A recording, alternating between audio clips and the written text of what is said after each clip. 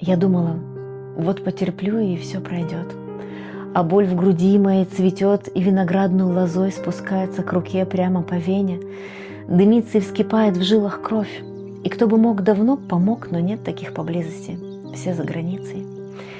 И остается только петь, любить ту боль, и с ней лететь, кружиться в танце и терпеть, ведь к ней привыкнешь.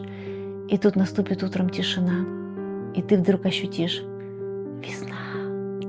И зацветают на спине цветы и вишни, и боль отступит, тьма сойдет, и в жилах кровь вновь потечет, и ты вздохнешь.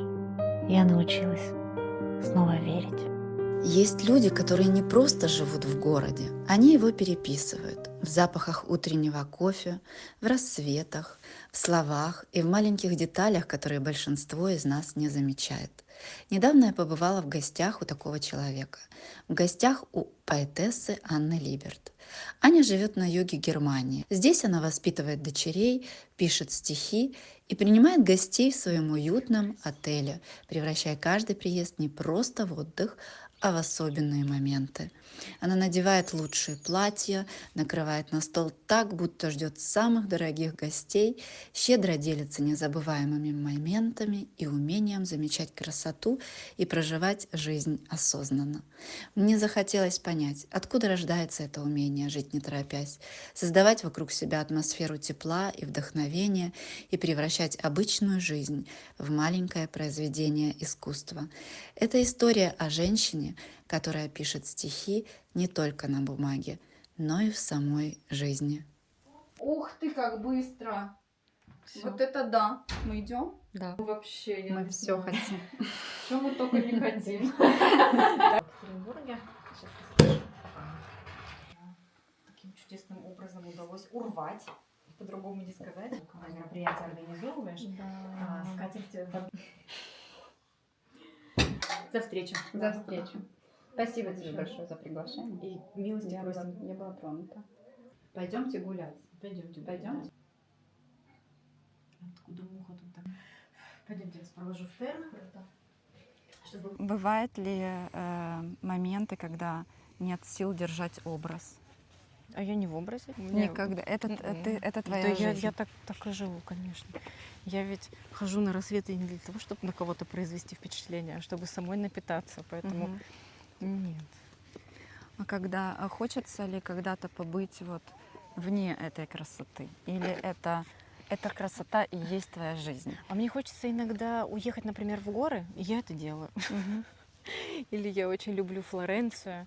И если мне удается командировка в Флоренции, я Едешь туда? быстрее туда еду. Да. Не, я все равно уезжаю, конечно. У меня есть возможность путешествовать. Мы же живем в самом центре Европы, поэтому я очень люблю Париж, я очень люблю Флоренцию, я обожаю Венецию, я очень люблю ходить в горы.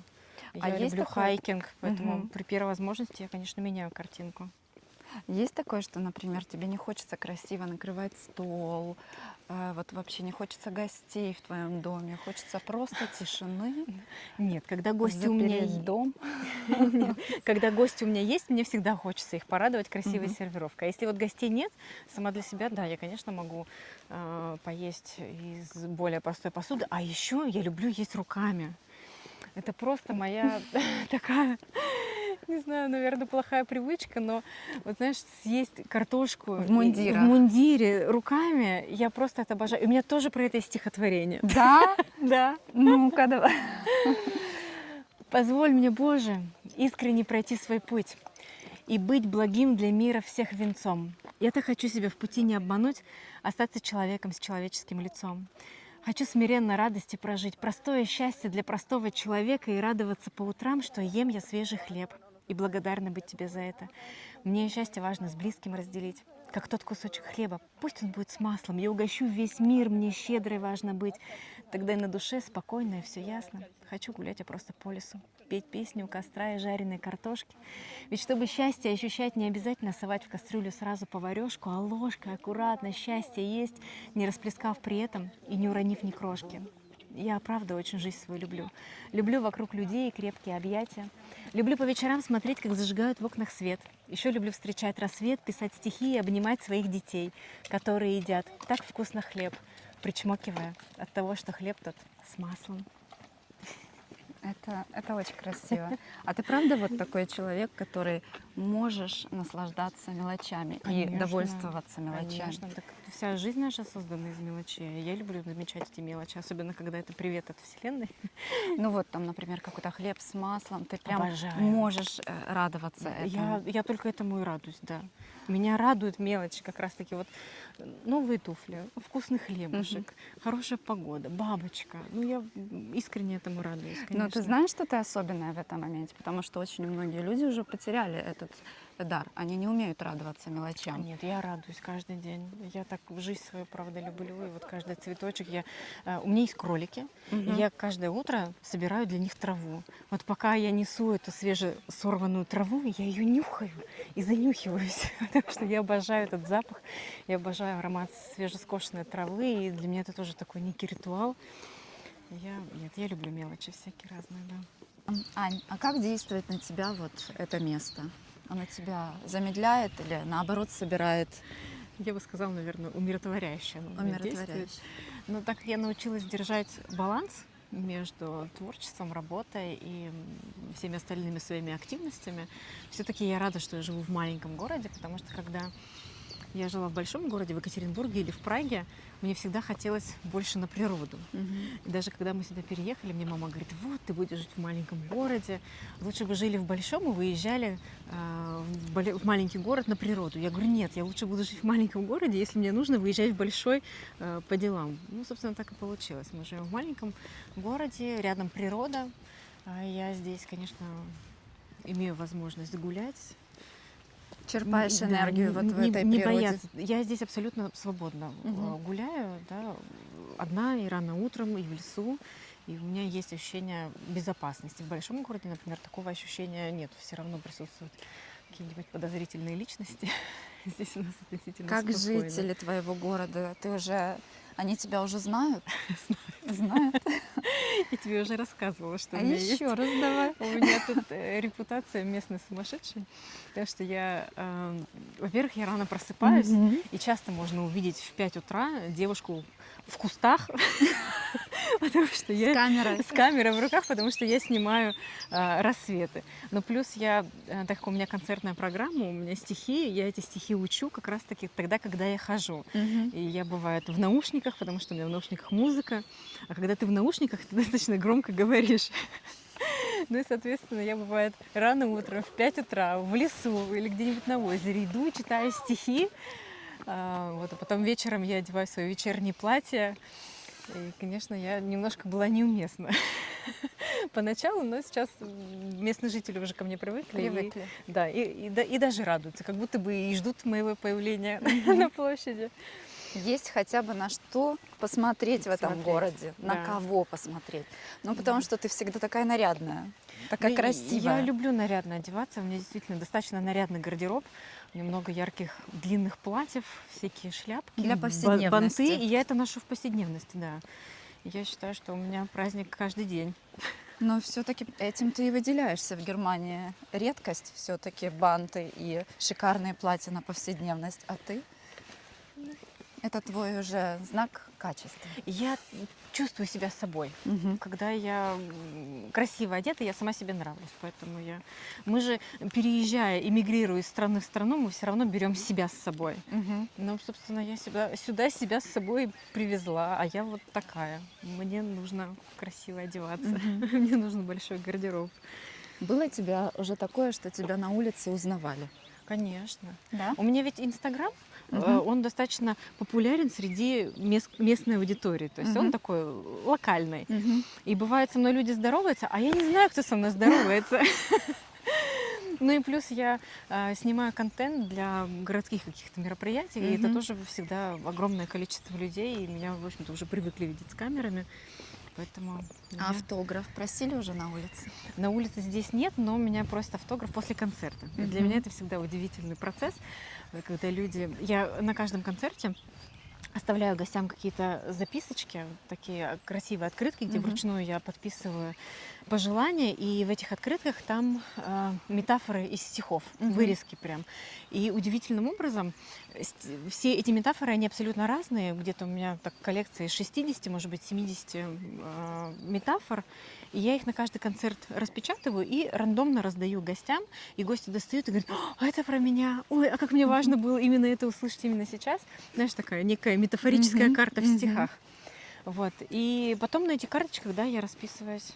Это для меня тоже очень такой приятный процесс. Красиво. В Москве у меня недавно был концерт, и каждый гость, вот прям была большая такая очередь.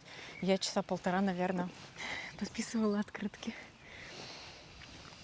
Ой, как пахнет, пахнет. Пахнет просто У великолепно. меня запах черемухи ассоциируется с детством, потому что когда Это я вот жила она, в да, это своем, черемуха? да-да-да, когда я жила в своем городе, у нас прям под балконом росла черемуха, и утром, когда, знаешь, в июне так на каникулах открываешь балконную дверь, и запах черемухи сразу домой. Обожаю. Мгм. Скажи мне, есть у тебя иногда чувство, что реальность как будто выпрыгивает из тебя, когда Ну, ты творишь? так как я, в принципе, человек, практикующий трансерфинг реальности, Мгм. у меня часто случаются события, которые можно сказать, что, ну, Вселенная, я тебя слышу, все, я тебя поняла. Случаются знаки какие-то, числа, цифры, совпадения. И я вижу, что вот прям Вселенная дает мне ответы на вопросы, которые меня интересуют. Я бы сказала, да. Тебе больше нравится писать на заказ или по собственному порыву? По собственному порыву. Это ни с чем не сравнимое удовольствие. И я прям скучаю по тому моменту, если этот процесс не происходит сам собой там, в течение недели, например. Вот. Иногда бывает, из меня прям выливается, вот, ну, не знаю, я в день могу 3, 5, 7 стихотворений написать, в месяц могу 40 написать. Бывают вот такие моменты, во время пандемии у меня было, из меня просто выливалось. Вот. Потом бывает затишье, паузы. И Но я ведь на заказ ты сижу ведь- и жду, когда же придет этот поток. Ага. И если он попадается, я прямо чувствую, это физически ощущается. А вообще я пишу стихи.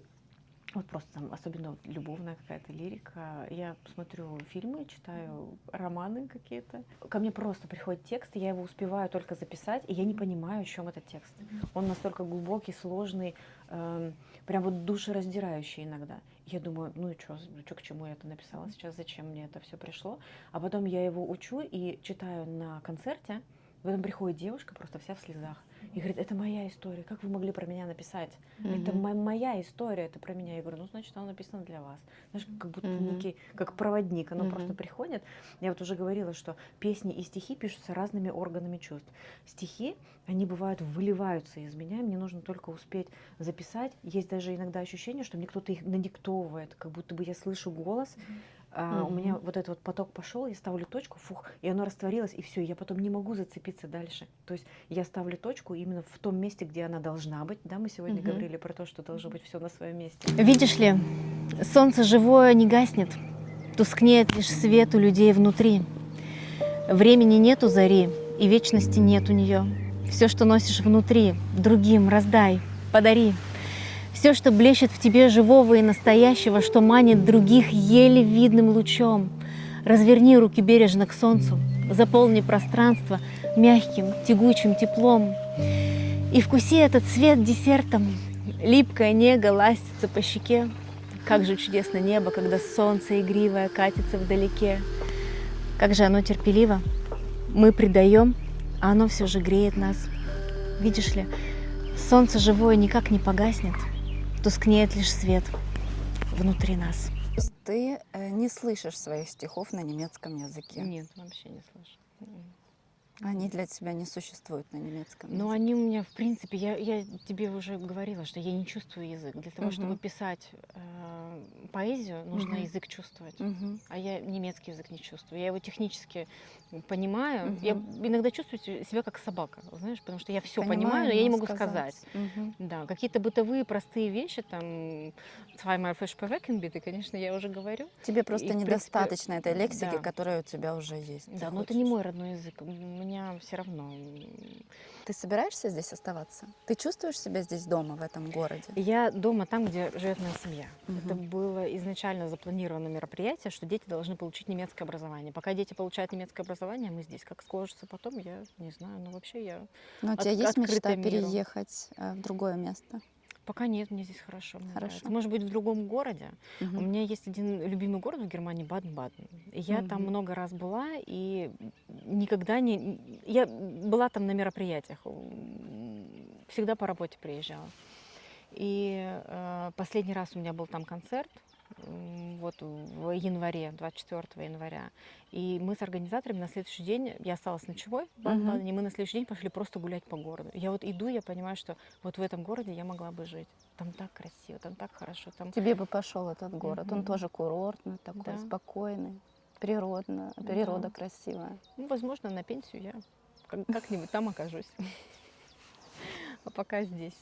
Пока тут место силы. И тут так хорошо, тут такой воздух необычайный. Мне так даже обидно иногда бывает, когда туристы приезжают, просто курортники, например, да, и говорят: боже, чем у вас тут заниматься? Да я не успеваю, мне дня не хватает, чтобы сделать все, чем я хочу заниматься. Тут так много всего. Согласна. Да. А где чаще всего к тебе приходят твои строки? Это всегда очень спонтанный момент, если честно. Но если учитывать тот факт, что чаще всего я одна нахожусь на рассвете, то я бы, наверное, сказала, что это рассвет либо в дороге. Но бывает очень спонтанно. Я услышу какую-то фразу в фильме, какой-то случайный разговор, случайно оборванный какой-то разговор, да, вот буквально кусочек. И этого уже достаточно, чтобы полилось. Особенно если эта фраза триггерит, то оно получается, может преобразоваться в текст. Вот, но это всегда очень спонтанно. На русском, на немецком в основном. В общем, здесь меня хвалят. Я очень люблю винтажные вещи. Красивую комнату. Оно чудесно. Вот оно же прям здесь и должно было висеть. Да. Я работала, я училась. Ну что, пироги с творогом и вишней. Ой, правда, как пахнет вкусно.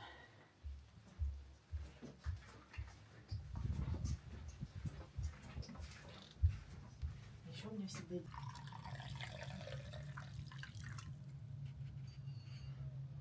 Вот. А немцы...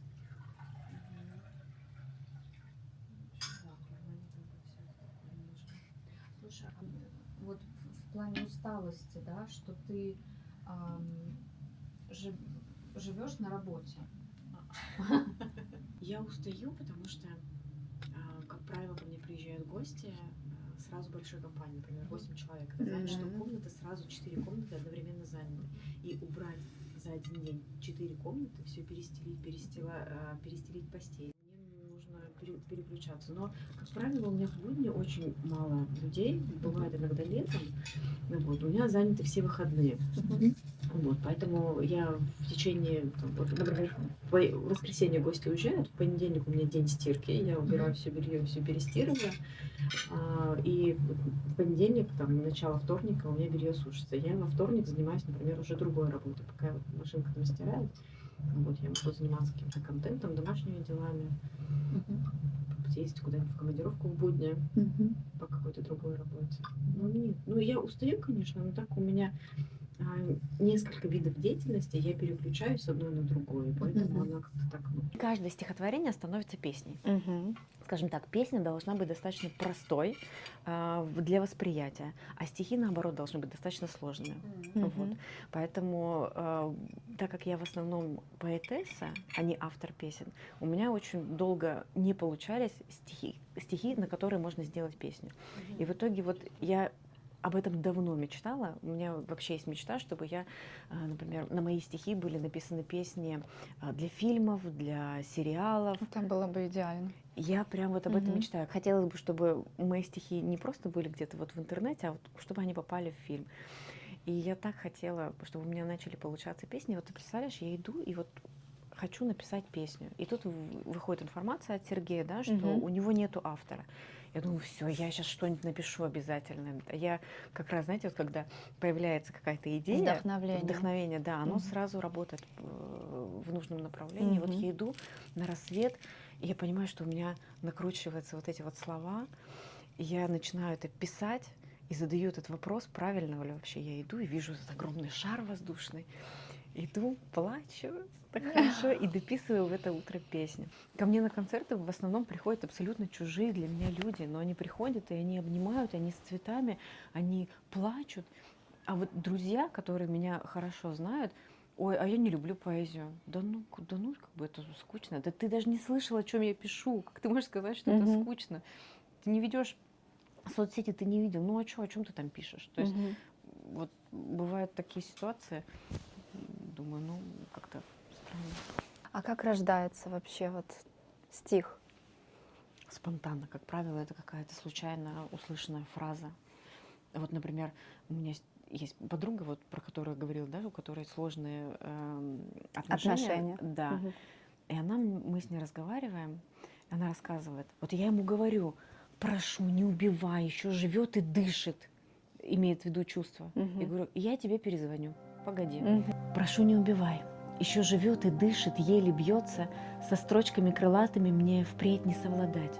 Ты губишь, обрываешь нити, между нами мается и рвется все то, что неустанно мы стремились создавать.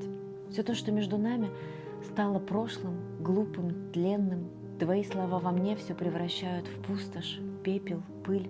Мне хочется сказать, смотри, еще не время, но время тоже рвется, словно тоненькая нить. Окликнуть и обнять, к тебе приехать и прижаться, но холод обступает всюду и снует, как тонко. Я бы сказала, даже филигранно ты говоришь все то, что спать ночами не дает. Ты можешь делать вид, что властный, гордый и холодный, что нас давно уж нет, не будет и следа. Но знай, что я живая, и знай, что я любила, я верила, пылала и ждала. Твои слова во мне колючей, жгучей резью навеки оставляют рваные следы. Как глупо завершается история любви короткой местью. На этом месте бы могли цвести сады. Я сейчас читаю стихи, а в голове у самой музыка, потому что я знаю это произведение уже с музыкой. Знаешь, как песни учишь, Мгм. я старалась... Звучит в голове В голове музыка. музыка Мгм. звучит, да. Очень красиво. Мгм. Мурашки бегают Вот. по И это вот рукам. стихотворение родилось со строчки «Прошу, не Мгм. убивай, еще живет». Она ему говорит. Она прям так литературно с тобой разговаривает, да? Вот у нее Мгм. Ну вот у нее бывает такое. И несколько, кстати, стихотворений написано на Мгм. основе их истории любви. Мгм. Вот, например, А что тебя еще вдохновляет? Ну вот, например, подруга, да? А есть еще какие-то источники вдохновения? ну вообще я люблю пострадать. Вот всякие Драма. истории, да, истории любви с драмой, вот это очень Мгм. интересно. Я люблю эти истории, меня они прям откликаются. Мне всегда я сопереживаю Любимая есть героине. история? Вот знаешь, у меня есть, когда я собирала концертную программу, Мгм. я выложила, не знаю, около сотни, наверное, своих любовных стихов. Мгм. И я поняла, что они все между собой соединены как будто бы вот некой красной линией, то есть их можно выделить от начала отношения, как эти отношения развиваются, как они разрушаются, как оба переживают Мгм. это, как они опять вступают снова, как опять не получается. И вот это такие долгие отношения Мгм. какой-то одной конкретной пары, почему-то, которые почему-то не могут быть вместе. И Мгм. вот как девушка, героиня это все переживает. И вот получился целый такой концертный большой блок Мгм. от начала до конца. Эти стихи, они написаны в разное время, они посвящены абсолютно разным людям или вообще никому не посвящены. Но когда они выстраиваются все в единую линию, это прям полноценная драматическая постановка. Мгм. И я сейчас дописываю сценарий, потому что между собой они должны связаны быть вот этой той самой красной линией, должны быть диалоги. И это можно поставить в театре. Это прям вот полноценная пьеса получается в стихах. Мгм. Происходит какие-то там события, да, про которые я как автор не знаю, но я как будто бы со стороны наблюдаю и могу только вот ее эмоции считывать. И потом начинается, вот, когда они расстаются, идут стихи уже совсем другие. И вот все это разные герои, разное время, но вот Мгм. можно это все выстроить в единую линию, как будто вот это одна конкретная история получается. Потом есть очень болезненные стихотворения, когда, например, там они, ну, как будто бы расстаются, да, герои наши, Мгм. и она ему кричит: да что ты знаешь о боли? о ее раздирающей пустоте, той, что тебя распластало вкусом ядерной соли на растрескавшейся губе, той боли, что в тебя проникает, отныне внутри бесчинствует и живет, и никто у тебя ее не возьмет. Что ты знаешь о чувствах? Пульсация небывалая в голове, так что череп раскалывается надвое и соскальзывает прямо вглубь по дуге. Что тебе снится? Неужто ты можешь спокойно спать? Так вот, если можешь, спи. Не спрашивай, как дела у меня опять. Как красиво. А кто обычно первым слышит твои стихи? Кому ты читаешь? Я в интернетах выставляю. Как правило, да, когда я понимаю, что стихотворение готово, Мгм. я его публикую в интернет. Есть такой специальный ресурс, называется Стихи.ру. Мгм. У Стихи.ру есть важная особенность для авторов. Там свидетельство, авторское свидетельство, Мгм. номер свидетельства фиксируется. Ну и там время фиксируется, да, Мгм. там. Вот, поэтому я сначала публикую там, потом публикую в Инстаграме. Но так как у меня часто бывают какие-то болезненные такие стихотворения, то, ну не знаю, мама всегда переживает, если я ей что-нибудь такое отправляю. Она говорит, а что там у тебя случилось? Я говорю, да у меня ничего не случилось, просто оно вот выливается у меня, ну значит, оно должно для кого-то быть исполнено. А потом появляется человек, не знаю, Мгм. какая-то девушка, случайная знакомая, встреча, еще что-то, и она начинает делиться, я говорю, погоди, у меня есть для тебя стихотворение. Мгм. Мгм. Вот. А кто твой главный критик? Кому ты прислушиваешься обычно? Ну, я сама достаточно Да? самокритична, да. Пока мне стихотворение не нравится, я его не публикую. У меня, знаешь, сколько черновиков? Это просто записки сумасшедшего. Там начинаешь листать, и там тысячи черновиков начатых стихотворений, но не законченных. А Мгм. те, которые закончены, они опубликованы. В большинстве случаев. Не все, но опубликованы, да. Вот. А потом, так как оно опубликовано, люди просто реагируют, пишут, там, комментарии оставляют. Есть у тебя мечта, где бы ты хотела устроить следующий свой Я поэтический хочу вечер? концерт в Париже. В Париже? Мгм. Мгм. Вот прям голубая мечта, концерт в Париже. Но Но это у меня там осуществимая мечта. маленькая, да, вполне осуществимо, но у меня там маленькая аудитория. Тут, понимаешь, должно много фактов совпасть. Вот я Мгм. сейчас песню для Сергея написала, вот эта песня должна выстрелить, Мгм. и чтобы Сергей про меня где-нибудь рассказал, и аудитория в Париже увеличится, и вот тогда я поеду на концерт. То есть это все маленькие шаги одной большой мечты, чтобы Здорово. попасть и организовать. Потому что, ну, технически, организационно концерт Мгм. в Париже несложно организовать, особенно Несложно. если бюджет есть, да, можно взять в аренду. Я уже, так Конечно. как это организовывала, я знаю, как это работает. Но самое важное на концерте — это зритель, который придет. Мгм. А у меня в Париже, ну, не знаю, если там 15 человек наберется лично моих знакомых, вот, но это маловато для концерта. Надо хотя бы, чтобы человек Они своих 30 было. знакомых подтянут.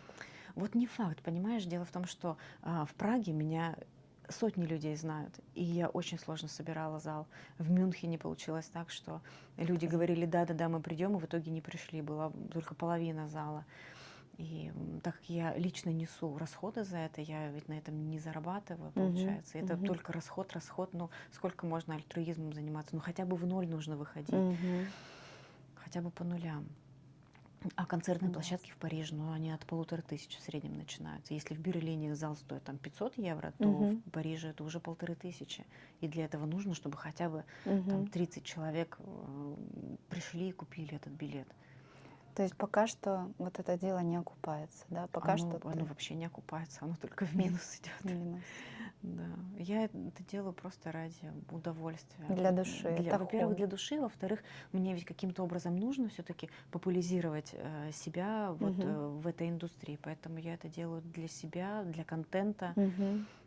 Мне издатели говорят, работайте над личным Брендом. брендом. Вот Мгм. это как раз пути работы над личным брендом, потому что мне нужны концерты, чтобы меня знали, что я выступающий артист. Видишь, так как у меня несколько работ, я все равно мне тут должно совпасть. Жонглировать, Да, конечно, мне тебе тут приходится. должно совпасть много факторов, начиная Мгм. от чистой головы, Мгм. заканчивая свободным временем, хорошим светом, хорошим настроением, новым выученным стихотворением, да даже если не новое стихотворение, да, а из той тысячи, которые я уже знаю написаны, их все равно нужно публиковать, но да, много фактов должны совпасть. А как ты все это запоминаешь? Вот ты готовишься к концерту, сколько тебе Мгм. нужно знать стихотворений? Последний раз вот у меня в Москве был концерт, там было ровно 50 стихотворений. Это 2 часа непрерывное чтение наизусть. Без пауз. Ну, почти, да. Я между Мгм. стихами еще раз даю подводку, я Мгм. рассказываю, как стихотворение написано, кому-то оно, если посвящено, какую-то историю смешную Мгм. рассказываю. Ну, у меня диалог идет с публикой, я достаточно живо и легко себя чувствую на сцене с микрофоном. Я подшучиваю, там показываю свои туфельки. Я говорю, так, Мгм. подожди, платье вы видели, а туфли вы мои видели? Вот сейчас в Москве был такой смешной момент, который попал на все камеры, и я как раз там сижу в таком красивом прозрачном платье, а туфли внизу. И вот мне нужна была, так скажем, трехсекундная пересменка, чтобы вспомнить, какое следующее стихотворение. И я говорю, так, вы платье мы видели, а туфли вы мои видели? И начинаю показывать свои туфли. Все засмеялись, зааплодировали. Вот пока они аплодировали, хохотали и смеялись, снимали меня, я вспомнила, какое у меня следующее стихотворение. Да. Но у меня распечатан план, то есть у меня не Мгм. распечатано Ты идешь по стихотворение. сценарию. Да, Мгм. потому что у меня же на каждое стихотворение написана музыка, Мгм. аранжировка, и поэтому диджей, он как бы знает, звукорежиссер, который ведет эту программу, он, соответственно, должен включать определенную музыку в Музыку, окей. определенном порядке, Мгм. да. У меня нет передо мной текста, но у меня есть папка, куда я могу заглянуть, где у меня поочередности. Мгм. Ну, первые Мгм. там 20 стихотворений я как бы четко помню, в какой они позиции идут. Но дело еще в том, что я накануне концерта люблю поменять программу, переписать, поменять местами. Мгм. Я одну Мгм. программу выучила для Праги, например, а потом в Москву еду, и в Москву я ее полностью переделываю. И потом заново, получается, нужно. Или дописываются новые стихи, Мгм. вставляются, что-то убирается. Вот, и меняю программу А постоянно. как ты запоминаешь все стихи? Ну, я репетирую. Я Мгм. хожу, репетирую, особенно под музыку. У меня наушники. Я и говорю, у меня здесь Мгм. репутация городской сумасшедшей. Я хожу в наушниках, часто здесь что-то там бормочу себе. Мгм. Вот, но обычно я это делаю утром, когда меня никто не видит, но все равно люди замечают, видят, что я ухожу куда-то в лес Мгм. утром. Ну вот что, я в 6 утра возвращаюсь из леса. Что я там делала? А я там стихи читала, понимаешь? А я, когда, чтобы мне подобрать музыку, особенно когда музыка специально для меня Мгм. пишется, мне нужно под эту музыку репетировать в той же тональности, с тем же, с той же громкостью, чтобы Мгм. я, с теми же эмоциями. Поэтому Мгм. я не могу пойти по улице и просто рассказывать там, да что ты знаешь о боли, понимаешь? Мне Мгм. нужно уйти в Мгм. лес и вот там это орать. Мгм. Ну, собственно, так я и заработала свою репутацию городской сумасшедшей. Ну, так как все уже знают, что я поэтесса, в общем, они уже понимают, ага, Мгм. и ходит опять бормочет, что-то написала, что-то написано уже. Да, оно запоминается, к концерту готовишься, и оно запоминается. Мгм. А случались уже какие-то фопа на сцене? Не знаю, Конечно. блэкауты, что-то Вот, забывалось? да, буквально вот в Москве у Мгм. меня есть стихотворение. Кстати, мне нужно пересмотреть видео с моего выступления, я его еще не видела.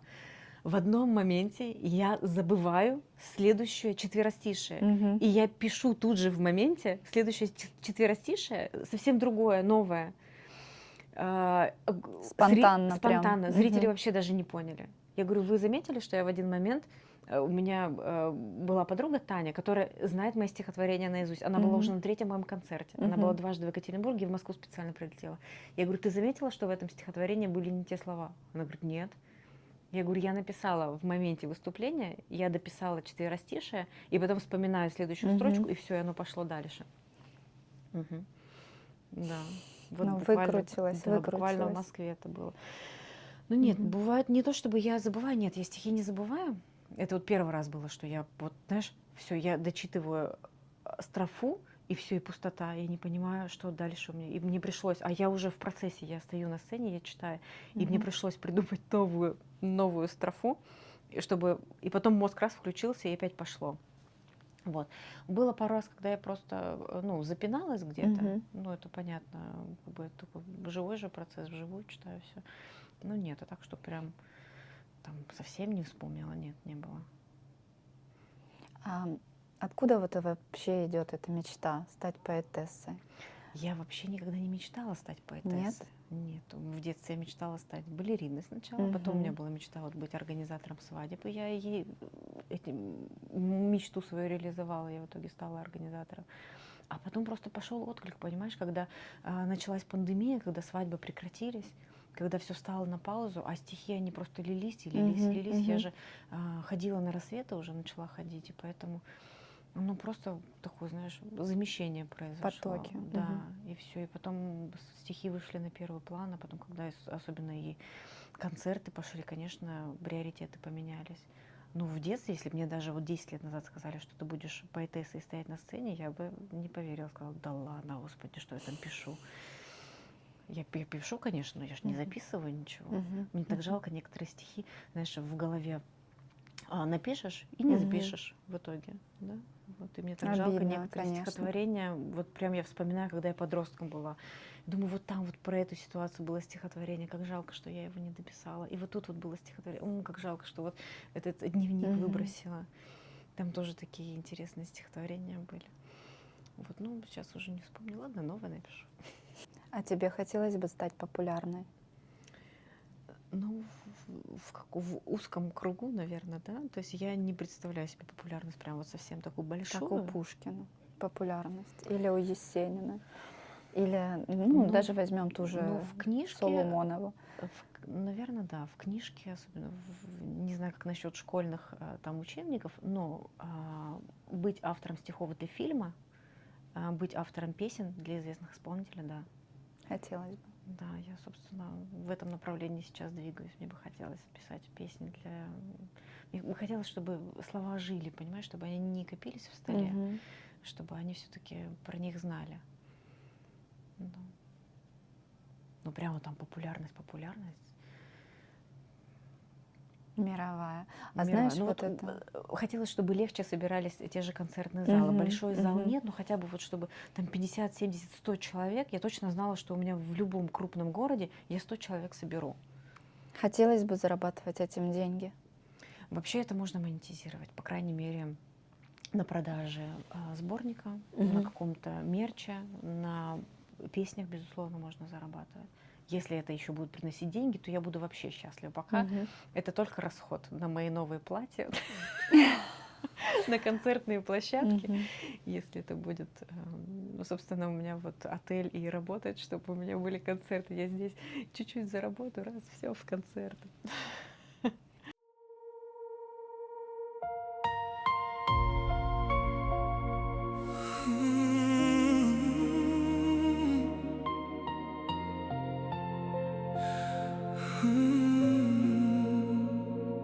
Je frôle ton corps, je respire à peine. Mon cœur répond au rythme de tes bras. Et cet amour défendu dans mes veines me fait perdre raison chaque fois. Pas de grands mots, le silence me suffit. La douceur du calme apaise mon âme. Je n'ai qu'une... Вот, это один из первых моих рассветов. Я увидела в тумане поднимающееся солнце, оленей. Ну, в общем, это была такая картинка, которая Незабываемо. незабываемая. Да, она перевернула прям мою жизнь на до и после. Вот после этой картинки я начала вставать каждый день. И ходить на рассвет. Ходить на рассветы, да. И сколько ты это уже делаешь? Это мой 6-й сезон. А что значит 6-й сезон? Ну, 6-й год, 6-е лето. Можно сказать, что это место силы твоей? Конечно, безусловно. Да? Да. Сюда можно прийти, подумать, помолчать. И все-таки тут самые красивые рассветы и закаты. Да только снова вижу я их по другую сторону земли. А у тебя опять там дождь и громоперекаты. А я мечтаю это небо лишь с тобой разделить. Ты прилетай ко мне хотя бы на неделю. Пусть на 7 коротких летних или зимних дней. Но я хочу, чтобы моя родная речь была наполнена тобой и смыслом, и белой хлебной корочкой. Мечтаю похрустеть. Прилетай.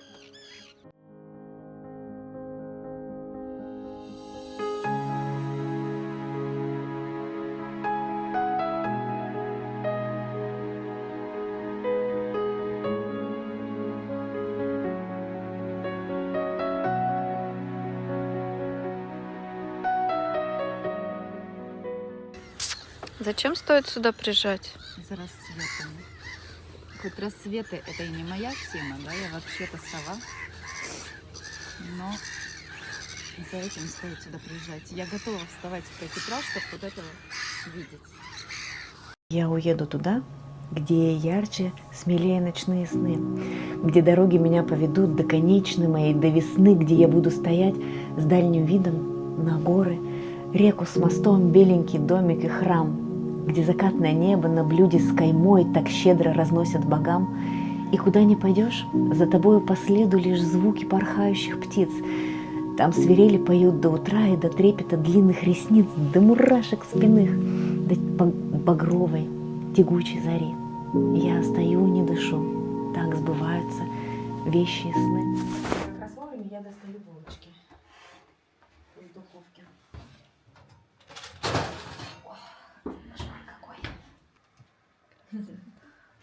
Красиво. У нас сегодня авторский завтрак. Боже, это просто потрясающе.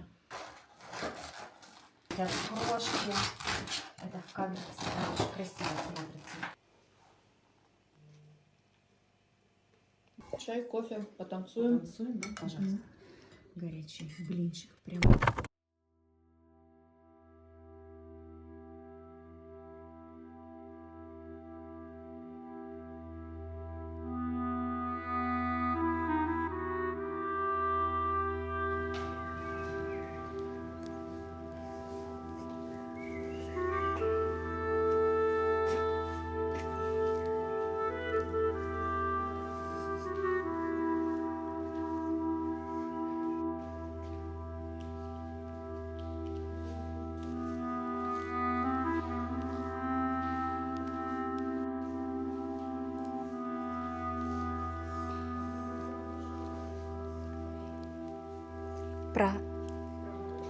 Про Бога есть? Да, конечно. Так давай мы здесь его оценим. Давай.